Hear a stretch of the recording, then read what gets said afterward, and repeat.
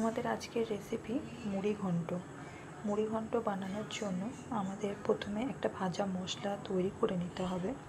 এর জন্য আমাদের লাগবে শুকনো লঙ্কা, এলাচ, লবঙ্গ, জিরে, ধনে, দারুচিনি। এগুলোকে ভালোভাবে ভেজে গুঁড়ো করে নিতে হবে। তারপর দেখুন তেল গরম হয়ে গেলে মাছের মাথাগুলো ভালোভাবে ভেজে নিতে হবে। দুটো সাইড খুব ভালোভাবে ভেজে নিয়ে তারপর হালকা হাতে চাপ দিয়ে একটু একটু করে ভেঙে নিতে হবে, যাতে এটা ভাতের সাথে ভালোভাবে মিশে যেতে পারে।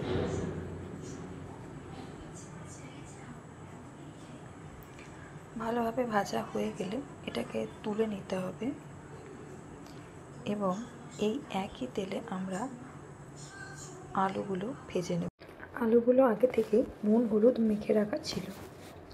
আলুগুলো ভালোভাবে ভাজা হয়ে গেলে এগুলো তুলে নিতে হবে। এরপর আমি এর মধ্যে দিয়ে দিচ্ছি একটা বড় সাইজের গোটা পেঁয়াজ।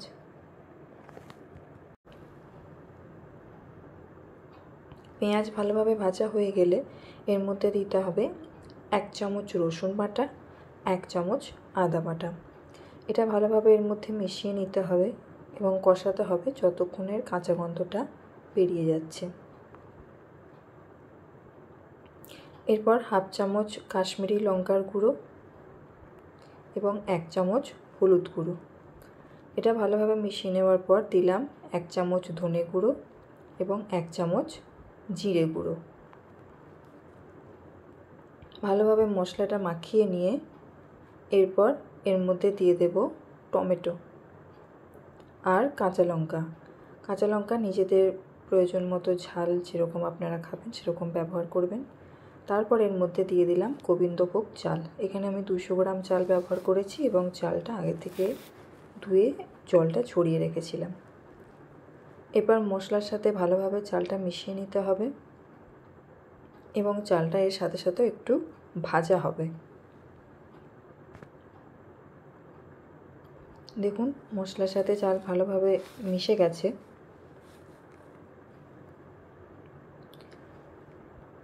এরপর এর মধ্যে আগে থেকে ভেজে রাখা আলু সেগুলো দিয়ে দিলাম এবং এরপরে দিয়ে দিতে হবে ভাজা মাছের মাথাগুলো। ভালোভাবে মিশিয়ে নিতে হবে।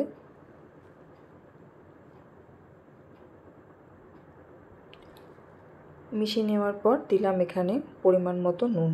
আপনারা নিজেদের পছন্দ মতো নুনের পরিমাণ ব্যবহার করবেন। এরপর এর মধ্যে দিয়ে দিলাম গরম জল। ঠান্ডা জল ব্যবহার করবেন না। 200 গ্রাম চাল নিয়েছিলাম তাই আমি 600 জল দিয়েছি। আপনারা পরিমাণটা এরকমই রাখবেন যাতে চাল তলায় ধরে না যায়। ভালোভাবে মিশিয়ে নিয়ে এবার এটা 15 থেকে 20 মিনিটের জন্য ঢাকা দিয়ে রাখতে হবে। দেখুন 15 থেকে 20 মিনিট পর চাল খুব ভালোভাবে সেদ্ধ হয়ে গেছে এবং এটা নিচে ধরেও যায়নি।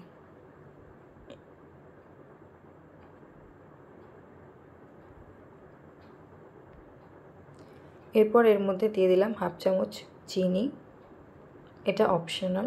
চিনিটা পুরোপুরি অপশনাল, এটা আপনারা চাইলে নাও দিতে পারেন।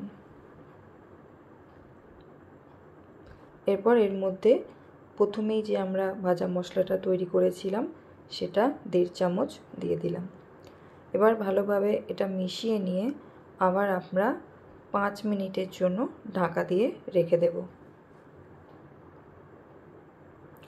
5 মিনিট পর আমরা এর মধ্যে দিয়ে দেব 1 থেকে 1.5 চামচ ঘি এবং খুব সামান্য একটু গরম মশলা।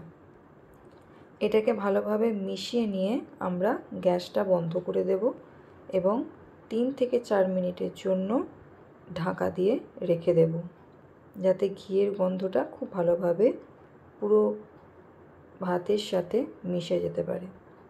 এইভাবেই তৈরি হয়ে গেল আমাদের মুড়ি ঘন্ট। আপনারা বাড়িতে বানিয়ে ফেলুন এবং খেয়ে দেখুন কেমন লাগে।